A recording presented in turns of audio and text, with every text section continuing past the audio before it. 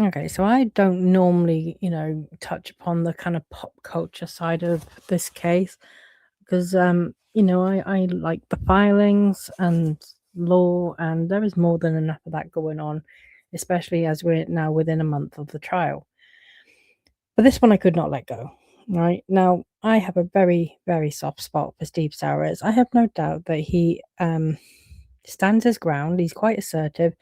He would not be a billionaire if he did not do that. So I'm sure he has, somewhat of a, you know, not a temper. That's probably too strong a word, but he will protect people he loves, and his all his hard work, all his assets, if he can. Right? He's that kind of guy. And I'm sure he has very strong beliefs that he holds very dearly and stands by them no matter what. But I do not think this guy has ever threatened anyone. And I am so over this, right? And at the moment, you've got Blake Lively, who is the crux of what's left of her claims, her retaliation claims. She's saying, I've lost $40 million in the last year because Wayfarer tried to tell the world, tried to smear me by painting me out to be a mean girl, a bully, and tone deaf. Right, everything which we can all see with our own eyes and ears. Okay, and that is the crux of her claims. Right, I've lost all of this because of these because these words. Oh, they made me sound like a bully. Now, you want to see what a hit piece looks like, what a genuine smear campaign looks like? It's this. It's this headline.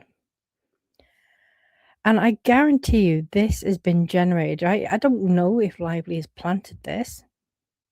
Nothing would surprise me though, right?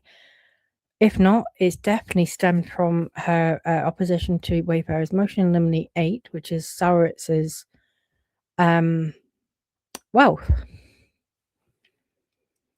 So I'm not going to read it word for word. I'll put a link in the video description if you want to read it all. But basically, the $100 million revenge. Meet the billionaire allegedly out to destroy Blake Lively and Ryan Reynolds. Like, the guy has never said he's going to destroy Blake Lively or fucking Ryan Reynolds. And this is just getting absolute piss take now as we're getting close to the end of this whole lawsuit. We're about to head to trial, and Blake Lively has got pretty much nothing left now because her claims were gutted. So they talk about Sarowitz, how much money he has. I mean, tell me Ryan Reynolds isn't jealous of Steve Sarowitz's wealth without telling me that Ryan Reynolds is jealous of Steve Sarowitz's wealth. Clearly feels inadequate. So they kind of bitch about Steve Sarowitz, right? But the reason I wanted to come to this, right, because I just want to show the community, right? I don't know who this person is, so if they do follow any of us, I just want to say well done. But someone has actually put in a comment up, right, which is, I think, every bit as good as the community notes on Lively's Instagram and TMZ's article. It's from a lady called Catherine Aitchison. So again, I don't know if this person is listening to this, but if you are, thank you for doing the Lord's work. And she writes, I would caution the writer. There is zero evidence that Steve Sarowitz is out to get Ryan Reynolds and Blake Lively. Absolutely, there's none. There is a mountain of evidence that Reynolds slandered Baldoni, Jimmy Heath, and Steve Sarowitz. Reynolds has spent approximately $50 million of his own money in this mess he created. Do not let him drag you into